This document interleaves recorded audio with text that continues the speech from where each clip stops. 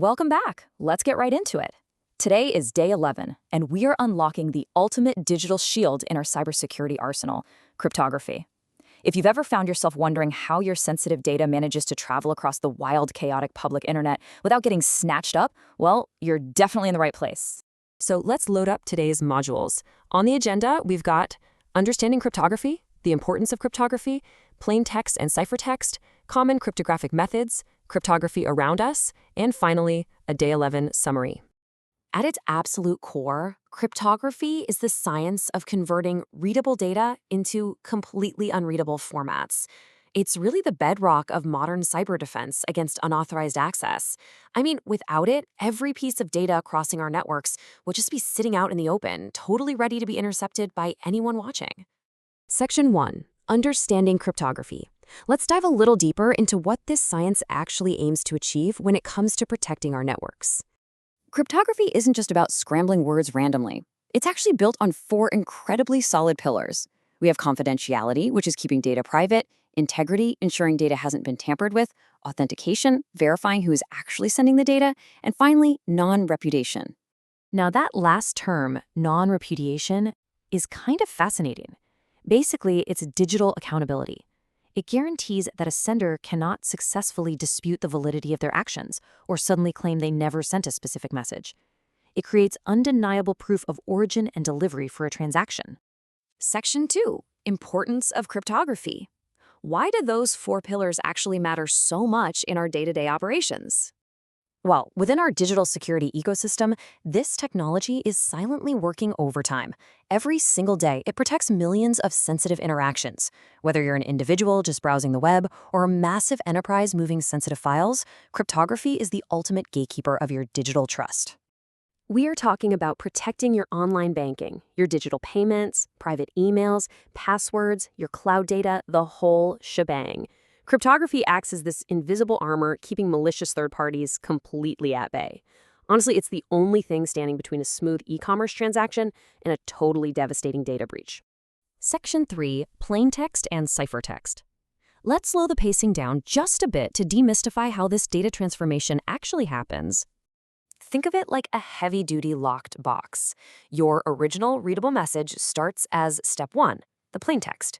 Then it goes through step 2, the encryption algorithm, which acts as the lock. This scrambles the data into step 3, completely unreadable ciphertext. And finally, when it reaches the authorized person, step 4 happens. It's decrypted right back into plaintext using the correct digital key. And the beauty of this workflow is that as your data travels, say from your laptop to a mobile device across a public, potentially hostile network, it stays completely locked in that ciphertext state. It is utterly unreadable to anyone who intercepts it without that proper key. Section 4. Common cryptographic methods. So, to execute this whole encryption journey, we rely on a few major tools. First up, we've got symmetric versus asymmetric encryption. The big difference here? The keys. Symmetric encryption uses one single shared key to both lock and unlock the box. It is lightning fast, but safely sharing that one key can be tricky. Asymmetric encryption, on the other hand, uses a public key that anyone can use to lock the data, but a separate, highly secure private key kept only by you to unlock it. It's a bit slower, but absolutely brilliant for keeping things secure. Our third core method is hashing. Think of hashing as a digital fingerprint. As raw data flies through the network, an algorithm takes that input and creates a totally unique, fixed-size fingerprint for it. If a hacker alters even one single character of that original data, the fingerprint completely changes, and we instantly know the data's integrity is compromised. Section 5. Cryptography around us. Where exactly do we see all these encryption tools deployed out there in the real world? Well, next time you make an online payment, know that your browser and the bank are actually using a hybrid approach.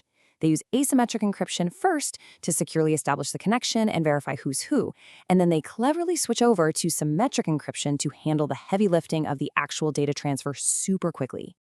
And it doesn't stop there. These methods are working quietly behind the scenes to secure our everyday web browsing via HTTPS, lock down our remote work with VPN connections, and ensure our mobile messaging apps remain private. It's truly a continuous invisible shield around us. Section 6, Day 11 Summary. Let's pull back for a second and review what we've successfully covered in today's explainer. We've seen that cryptography is the essential science of converting readable data into secure ciphertext to protect it. We explored the main methods: symmetric, asymmetric, and hashing. We learned how they guarantee confidentiality, integrity, and authentication. And ultimately, we saw how this is the very technology protecting our daily digital lives and transactions. Excellent work today. But before you log off, I want to leave you with a bit of a provocative thought. Our current methods are highly secure today, for sure, but as quantum computing advances at a rapid pace, bringing unimaginable processing power, will our current cryptographic locked boxes actually be strong enough to protect tomorrow's secrets? It is the next great frontier in cybersecurity.